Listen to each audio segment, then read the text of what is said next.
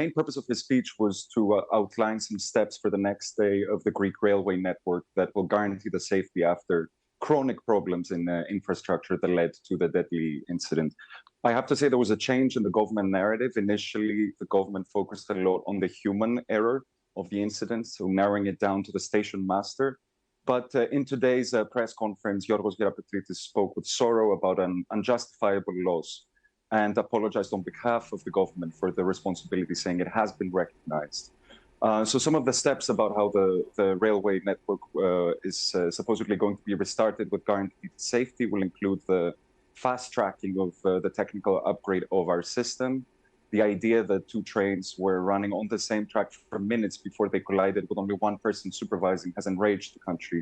So the minister is saying that automation and live monitoring systems that were supposed to be installed years ago will be put in place. Some of the other measures will include more hires, better enforced training system, as well as increase in state sponsoring of the railway system with an extra 30 million for the budget and an additional 185 million from Europe's Relief and Recovery Fund.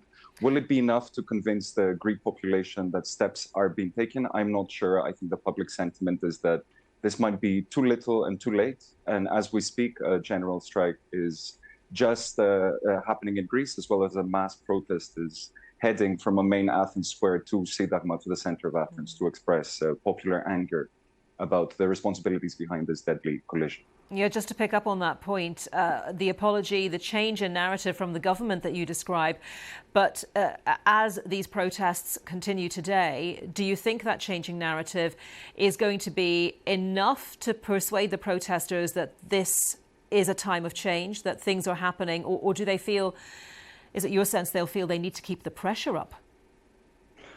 I doubt that it will be enough to satisfy the public. I have to tell you, we're seeing a mass protest movement, a mass mobilization. Every day since last week's incident, demonstrations have been happening in major cities across Greece.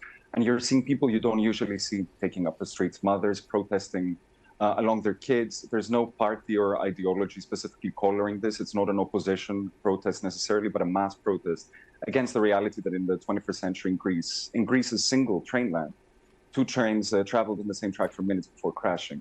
I have to say the government is paying part of the price, not only because the incident happened under its watch, but because a lot of their strength was gained from the fact that they branded themselves, the governing party, as a successive crisis manager, banking on the success of COVID, as well as a government that attempted to modernize the Greek state and fix some chronic inefficacies. You can understand that this accident happening completely demolishes this narrative as we're heading towards elections. I'm not sure what the political implications will be. As I mentioned before, there are chronic problems in the Greek railway system that have not been fixed for years by successive governments. I'm not really sure any party can come forth and say we were the ones that had warned you that this will happen right now.